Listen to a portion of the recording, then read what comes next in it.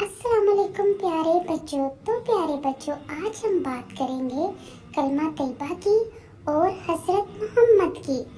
کلمہ پڑھنا کیوں ضروری ہے؟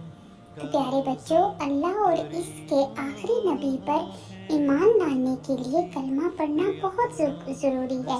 اس میں ہم حضرت محمد اور اللہ پر یقین رکھنے کی بات کرتے ہیں۔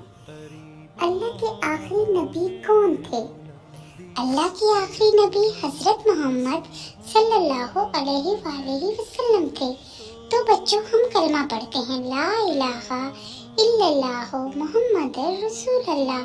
اللہ کے سوا کوئی عبادت کے لائق نہیں، حضرت محمد اللہ کے رسول ہیں۔ کیا حضرت محمد سے پہلے اور بھی نبی اس دنیا میں تشریف لائے؟ تو پیارے بچوں، جی ہاں، بہت سے اور بھی نبی اس دنیا میں تشریف لائے ہیں۔ کیا حضرت محمد کے بعد اور کوئی نبی اس دنیا میں آئے گا؟